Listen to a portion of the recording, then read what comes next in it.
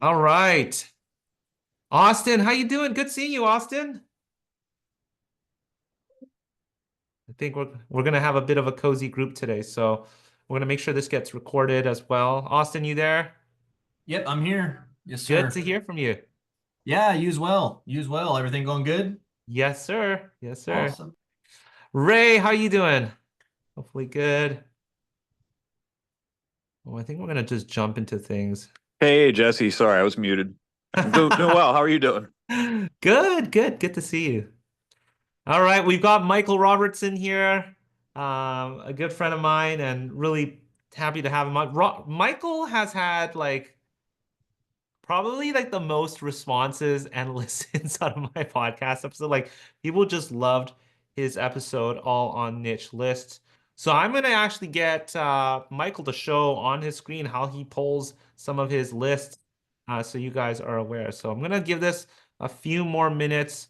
Um, Austin, Ray, if you want to just share in the chat, where are you guys joining us from? That'd be great. I always like to know. Always curious. Where are you guys spending your Thanksgiving in America? You see, I'm a Canadian here, and because I work with mostly Americans, I feel like I've sort of adopted the Thanksgiving festivities with you guys. All right, Pensacola. Yes. Oh, that's Michael. Yes. There I am. Portland, Maine at the moment. Great. Ray, are you visiting family out there? Is that why it's at the moment? Springfield, Illinois. Spending time in Southern Illinois. Okay. All Yeah, right. visiting some friends and family out here for Thanksgiving. Okay. All right. Yeah, Thanksgiving is such a big festivity for you guys out there. So glad. Michael, are you doing anything for Thanksgiving? Well, we did a Thanksgiving last weekend in California, and we're doing one tomorrow in Florida. So, Wow. family on both coasts. Okay, awesome. Well, I think we're just going to get started with a few of us here.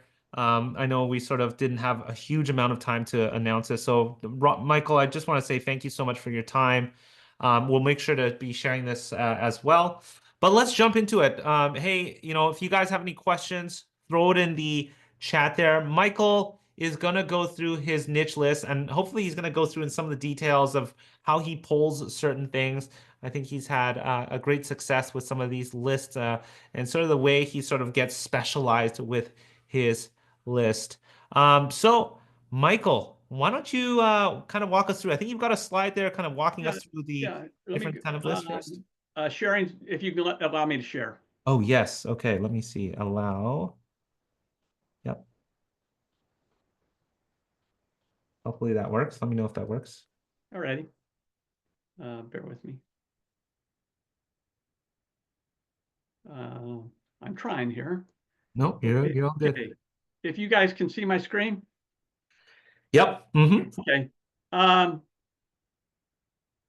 I started mailing just to everybody. And then what I started doing, it was competitive. And so I focused on really niche list. And I have 14 here. I had 13 before, but we just added another one. And I'm just going to go through and show you how I pull from some of these lists. And again, here they are. And you can see some are generic that I'll get some kind of generic list from PropStream. And a lot of them come from different county websites and a paid service that I use called Versium. I like the niche list because it's a lot less competitive, a lot less people are marketing to these lists, and I get a better return on my marketing dollars. So I'm going to go ahead and minimize this and share with you some of them, and we'll just jump right on in. So as you can see here, this is the Escambia County Recorder's Office. And the one thing over the years we've become real good at is the information. And the better we are at the information, the more advantage we have over other buyers, but also the more we know about properties and people's issues because of this. So this is Escambia County Recorders. And as you can see here, there's all sorts of documents that I can pull that are records that have been filed in the recorder's office. So you can see death certificates, judgments, liens.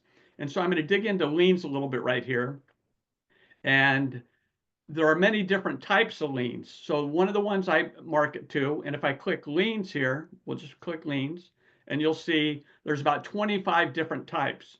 But what I was really looking for was code enforcement liens. And from going in here and playing around, I could just put in CCO, which stands for Certified Cost Order, and I'm going to submit, and that is a type of code enforcement lien.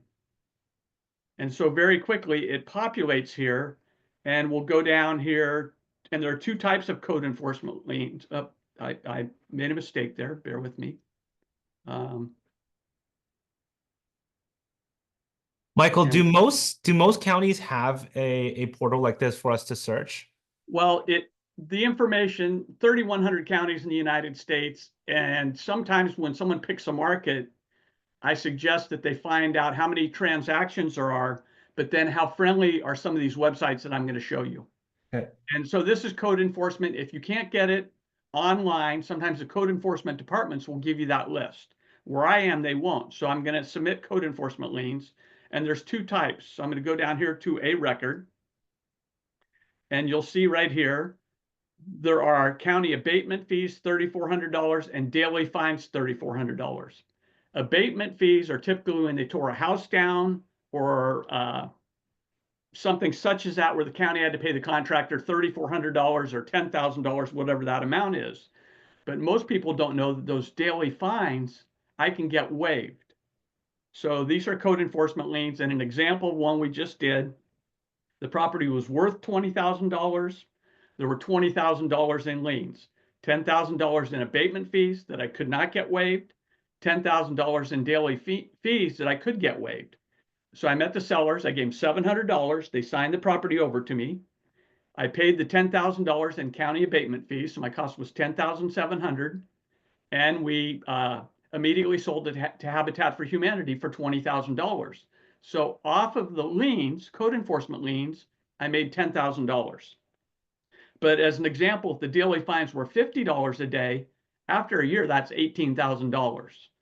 Another property we have that we just bought, it had $8,000 in code enforcement liens. We paid the seller $8,000. She had to pay that off. So she basically signed the property over to us. We're into it for $8,000. It's listed right now for $18,000. So that is one of the niche lists. And I'm going to go ahead and go through a couple. And if you have questions, feel free to pop in. Throw it in the chat there, guys. If you guys have a question, this is for you guys. We're taking some time here for Michael to kind of walk us through some of the ways that he gets his lists and what he does. And one of my second favorite ones are, I go to the tax collector, and very quickly I can pull up all unpaid accounts. And since tax bills were just due in Florida, they just went out. This is going to be a high number of about 70,000, I believe, accounts. And here's 74,000 accounts in Escambia County where they're delinquent on their taxes. But I don't want to market to someone that is 3 weeks late. I typically wait till they're at least a year late. But very quickly here, what I do, it doesn't tell me if it's vacant land or not. But there's an account number here. And if I go to the appraiser records here, every appraiser record has an account number. So I can pull all a list of all vacant land, and I'll have an account number there, and I'll have an account number here. So I have two Excel spreadsheets. Yeah. If the account number's on both spreadsheets, now I have a list of 1,000 or 1,500 people that are delinquent on their taxes. But So you're cross-referencing those two lists then? Yeah, we cross-reference the two lists, and Louise does it for me, and she's much better at Excel. But in a few minutes, she can come up with the list of 1,000 or 2,000 people. The tax bills went out November 1st in Florida, but when I get to next October, this number is going to be down to 13,000. And so then I'll run it. I've got people that are a year behind.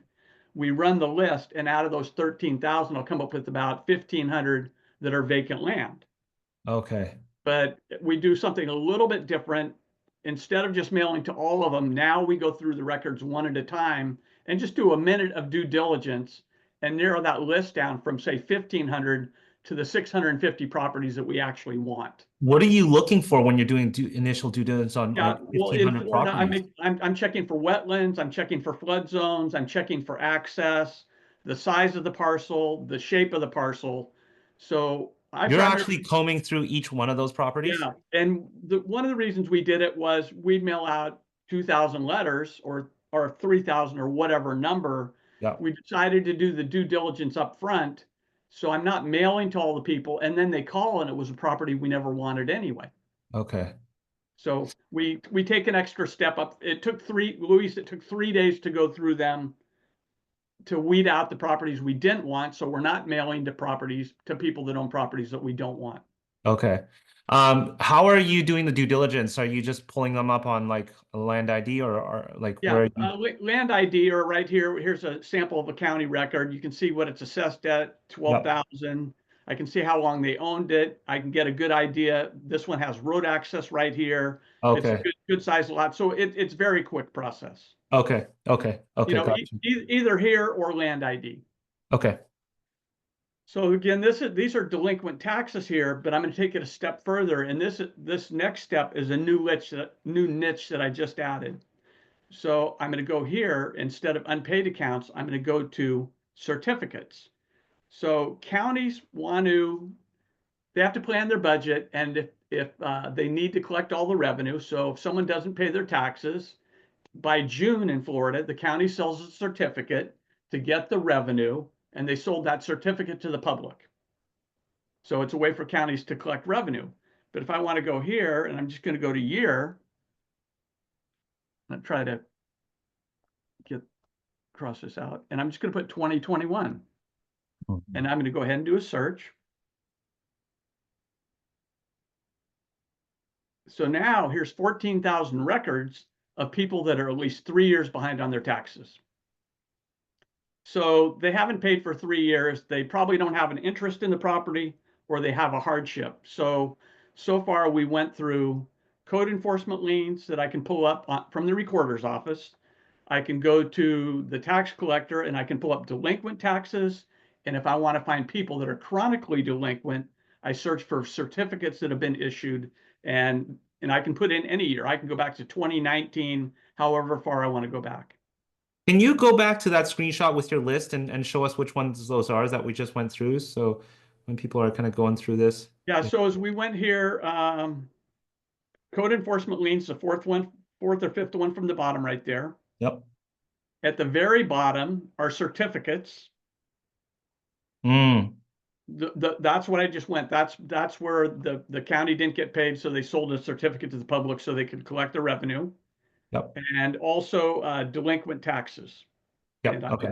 I'm not sure if I have it right here or not. Okay. So delinquent taxes. So we did code enforcement liens, delinquent taxes here, and then certificates. Now this is a page for properties that are going to tax deed sale, or if you look in the past, they already have gone to tax deed sale. So if I go back here, I get 2 lists from tax deed sales, and you can see kind of in the middle, tax deed sales in the future and tax deed sales in the past, 10 years back. So I'll show you what I do here. And as you can see here, I know what properties are going to tax deed sale all the way out to July. So I'm going to click on July, and you can see the people have 3 choices. Like this one, they redeemed them. They paid the $2,095. This one was redeemed. This one was redeemed. But these other ones have not been redeemed yet. So this is about 8 months out in the future. So what we'll do is try to contact them every month between now and July. But what it doesn't tell you if it's vacant land or not.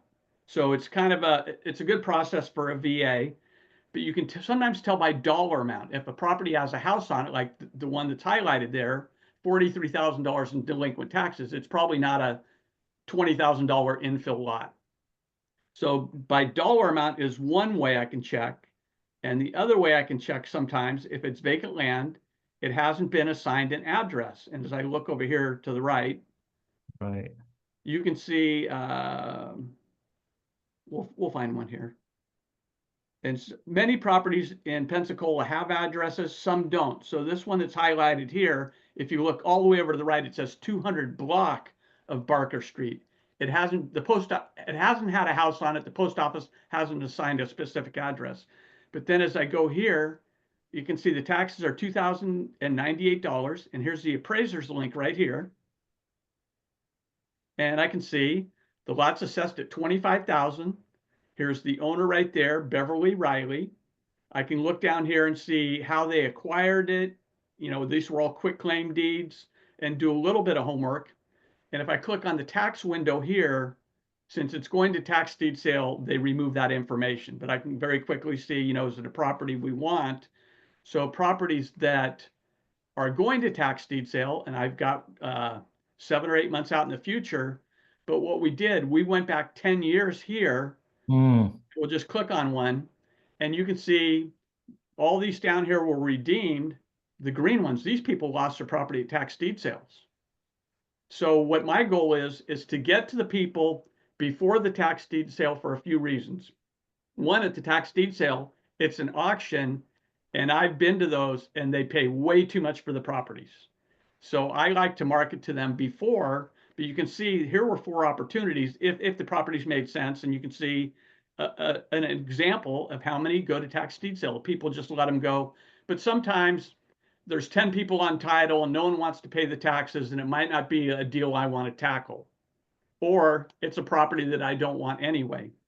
But what we did, we went back 10 years and we went through these one at a time, and Louise did it. We went through every record to see if it's one we still want. And then we'll just go ahead and market to them. But the theory is, if they were in that situation 5 years ago, it's very likely that they have a hardship and they're going to be back in that situation again. Gotcha. So that's just an example of another niche list, and I'll pull up a few other ones here. Guys, if you have any questions for Michael, go ahead and drop it in the chat there. This is for you guys. Also, I will add, you know, earlier Michael was mentioning that he uses the land ID to sort of pull up the properties. You can certainly do that now within Pebble. You can look at the flood zones, wetlands. You can now draw properties, draw parcels, measure them. You should be able to do all that, get the satellite images, you know, elevation and whatnot. So if you're doing your due diligence, you can certainly now conduct it inside of Pebble. I think we're just about to push out another update on that. I think that's the measuring side of things. So just a little add-on there. I know you guys, some of you guys might be already invested with Land ID. That's something you should be able to cut out of your tech stack.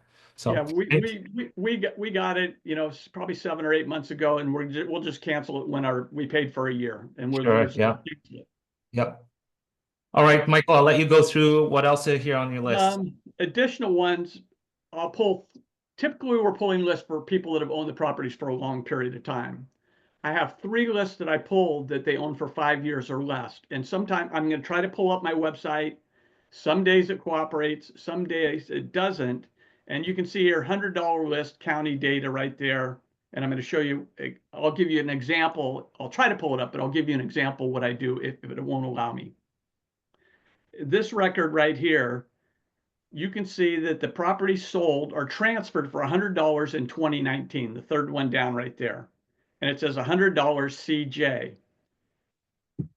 The $100 list that we market to include properties that are going or have gone through probate, when there's a death certificate, or when a property's quit claimed. In those situations, I want people that have owned for 5 years or less. So this example right here, the woman was the executor of the estate in 2019. We marketed to her in 2022, and we bought the property for $10,000 on June 27th. We sold it an hour and a half later for $15,900. This was a property from the $100 list. I'm going to try to pull it up here, and here's a sale list, and I'm going to put in sales price $100. And typically, if it's not an arm's length transaction, that $100 is just a placeholder on the appraiser's website. So I'm going to put in $100 to $100, and I can put in vacant land. I can put in residential vacant land. And when I click the button to do the search, we'll see if it works, but I'm going to put instrument type. And the instrument types, the 3 that I do for people that have owned for 5 years or less, and here I'd go back, you know, about 5 or 6 years, and I do probate. I'll do right here, quit claim deeds and death certificates, and hopefully it'll populate. And it did, you know, and it didn't work today, and tomorrow it'll work. But going back, this is an example of the $100 list right here. And if I look at this document right here that's attached to it, I can see what the issue was. So you can see that Deborah Castleberry was a personal representative of the estate of Daryl Castleberry. So that came from our $100 list. And, you know, properties that are quick claimed, I get the mom that lives in Florida, the son that lives in California. The mom's owned the property for 20 years. She signs it over to the son. And what he gets every year is a tax bill. So again, typically as we're building our list, people want to build lists. People want to build lists to people that have owned, you know, for 20 years or longer, or 15 years or longer. But I have 3 categories where they've owned the property for 5 years or less. Okay, so let me see here. Oh. Shay, did you have a question? Oh, no, she might have been just unmuted. But I want to be careful with death certificates. So if a death certificate was just filed, I typically don't want to market to them. I'll wait at least a year before I'll market to them. And typically it's the husband and wife that are on title. The husband's passed away. And then many times, you know, they've owned it for 20 years or longer. They live out of state. They're never going to build on the property. And that seems to be a good list as well. I'll go into a few of these other ones. Sure. And I use Versium, which I'll explain a little bit. There's reasons to use it and reasons not to use it. And let's see here. Okay, I'm going to show Versium right here. Versium is a data provider, and the information you see on my screen is prop stream information, basically property address, owner's names, mailing address, assessed value, and lot size. So this would be, you know, lot size, assessed value. So after I build all these lists that you see, I run it through Versium, and I'll go into the cost of it and some reasons why I like it or not. But as I run my list through, this is the age of the people that are my sellers. So here I can do a campaign, and I found a high percentage of our deals are for people 65 and over. So through Versium, I can go ahead and put all my records in there and do a specific campaign to people 65 and over or 55 and over. And so I can have my marketing piece, if I want, address that issue. You know, so they're getting the right message to the right person. So again, this is Versium. What kind of messaging would you have on that? You know, we see that, you know, you've owned your property for over 20 years, and we thought that, you know, you may be interested in entertaining an offer. Right. You know, I probably went to age specific, but other information, and I want to be sensitive to who I'm marketing, to, but here is gender. Well, many times if I get someone that's, you know, 85 and it's a female and the husband's probably gone and they've owned the property for 20 years or longer and they don't live in the area, they're never going to use that property. Right. You know, so I can do the right message to the right people. But as I go through additional information that I'll get here is household income. So you can see here, they're 95 years old. They've got $20,000 a year in household income, and their net worth here is $50,000 to $100,000. They really need to sell. So it's from, you know, doing the shotgun approach to everyone. Sometimes I can get laser focused and say, I want to do a deal. I can pull up 10 here and they need to sell. So as I continue to going over, it'll give me some information I use and some I don't. Household information, you know, how much is the house worth? What type is it? How long have they owned it?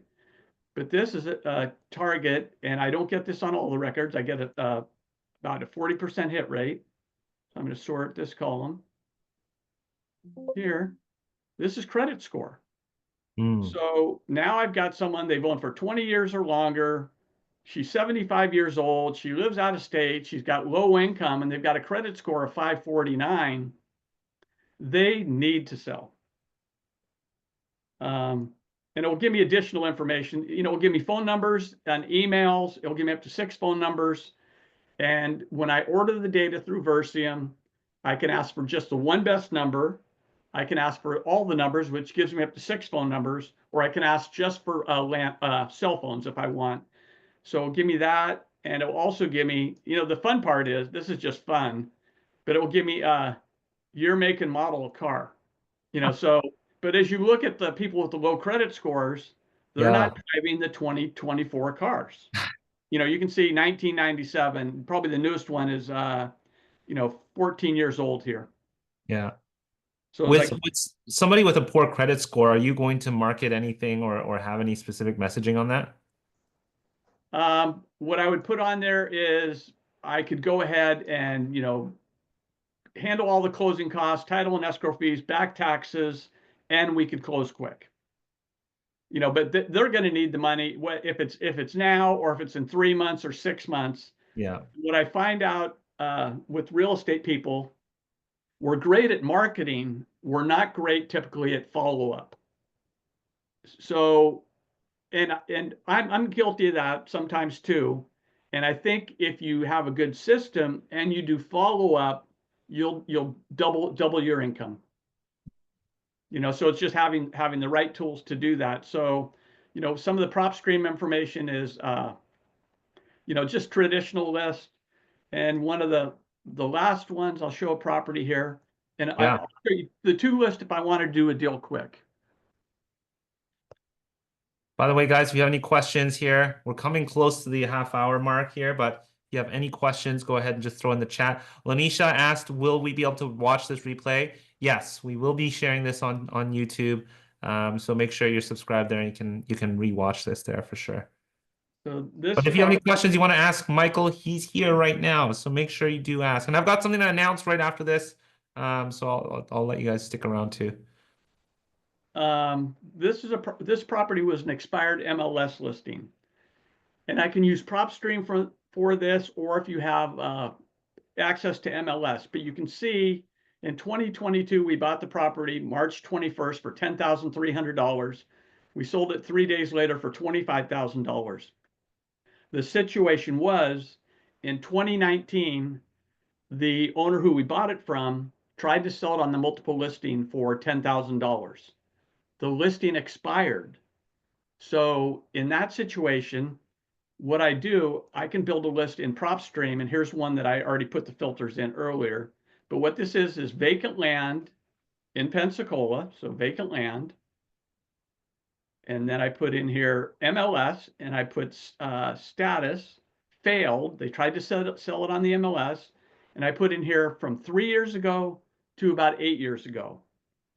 And the reason I'd go back at least 3 years, so now I have 3 years of appreciation or potential appreciation. But here it says days on the market. I don't want people that just had it on the market for 1 day and they changed their mind. So after I put these filters in here for Pensacola, here's 186 right here, and we'll click on one of these. And here's one on San Jose Drive. And they tried to sell it. Well, they've owned it for 15 years. My filter was people that tried to sell it on the MLS from 3 to 8 years ago. And here's the MLS details. In 2021, these people tried to sell the property for $20,000. It was on the market for 79 days. They still own it. And then I would just do a little bit of due diligence here. I know they want to sell. I know it failed. I could see, where do they live? These people happen to be local, so not necessarily, not out of state or out of county. And then I would just go ahead and I can run comparables right here, or I would, use my county records, use the resources that Jesse has, come up with the market value, what I can sell it for, put in a profit margin, and make them my offer. And I can skip trace them very quickly. Awesome. All right. Anything else, Michael? You want to keep going here? Sorry about that. That's trying to share. I think I messed up. No, So you're good. I'm better at doing land deals than I am at sharing my screen. No, we appreciate you sharing this. Curious, Michael, you like using PropStream? Is that where you mostly get your data from? Well, I use PropStream, and I some people use DataTree, some people use PropStream, ListSource. Data Tree requires a year subscription. Oh, And okay. I call them teammates, not students. I've got people that I share with them what I do. And Yeah.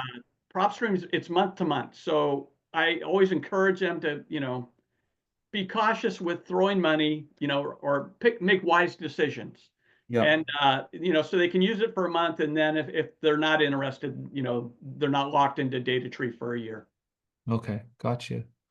Well, Michael, thank you so much for coming on here to share. Michael, if people want to interact with you, you mentioned you've got students, you've got a program as well. What's the best way people can get a hold of you or engage with you? Yeah, I'm we flip land full time. We're not teacher gurus. We flip land full time, and we have a handful of teammates, not tons of them. But I think the one thing they like is I'm extremely accessible. I'll just put my phone number in the chat, and this is my cell phone. All It's right. it's that's Let me say your phone number out so that, in the recording, people that are watching on YouTube as well, it's 850-377-2203. If you want to reach out to Michael.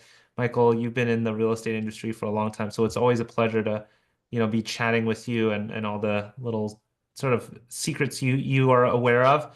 Um, I guess you've got everybody glued here to the screen because we didn't get a lot of questions, but we got people sticking around here watching the whole thing. Michael at mylandfamily.com.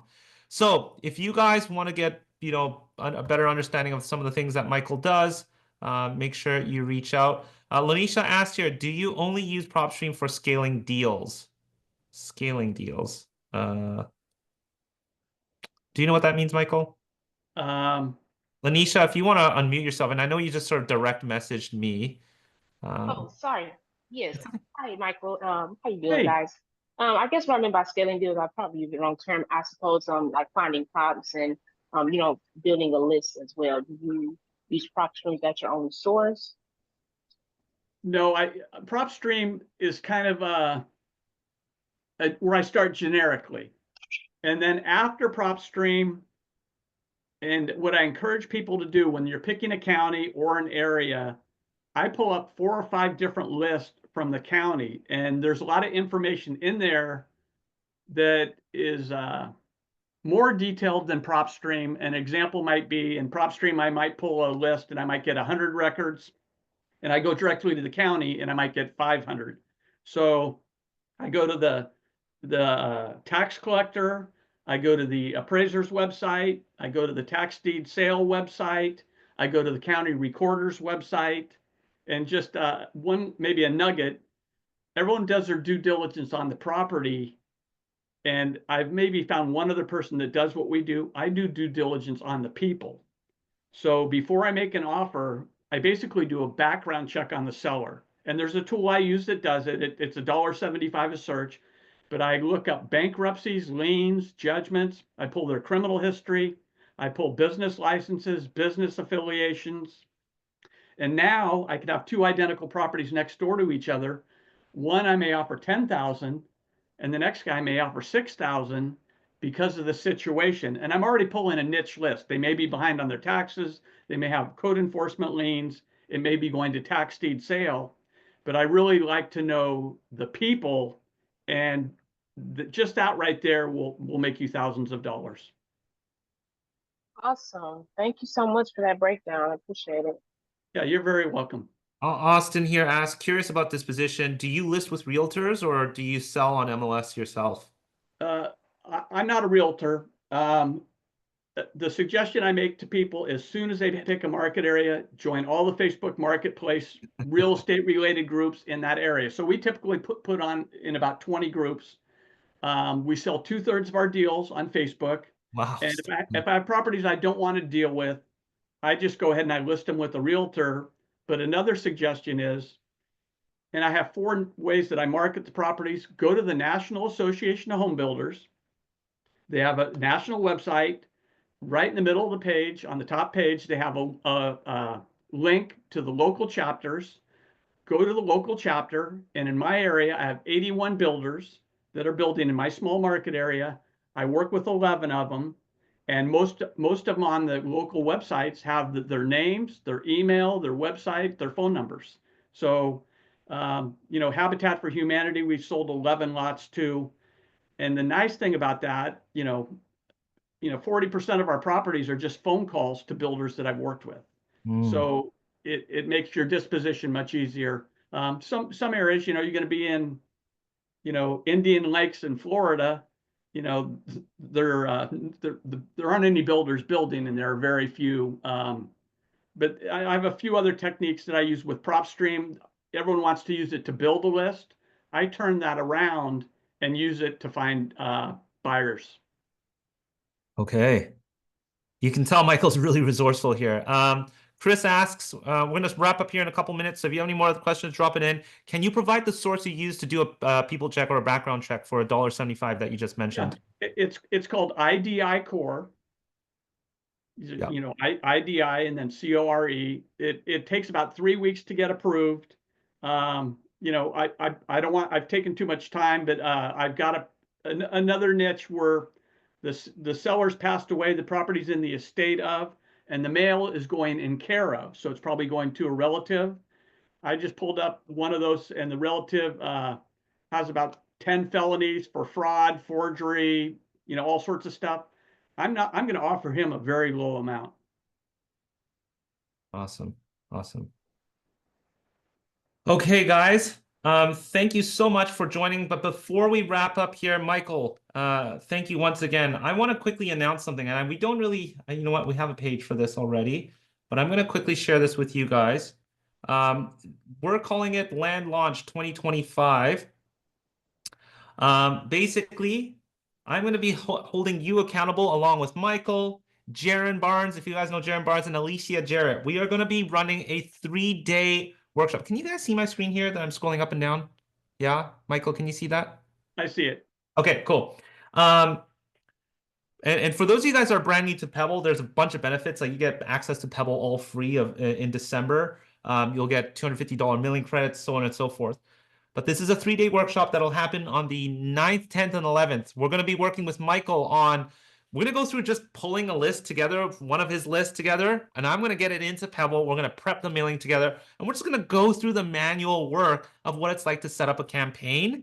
We're going to do that with Jaron on texting, and we're going to do that with Alicia Jarrett from Supercharged Offers with cold calling. So we're going to go through those 3 methods of how do we set up a campaign, because we know people are getting deals done in January. And year after year, I see on the back end, people are just waiting to start like in late January or February. And it's like, you missed a whole month because, you didn't have, you thought you could just sort of sit back and relax during December, which you can, but we're going to make sure that if somebody can do it with you and there's clarity on how to do these things, you're going to more likely take action. So if you're interested in this, it's pebblerei.com/LL2025.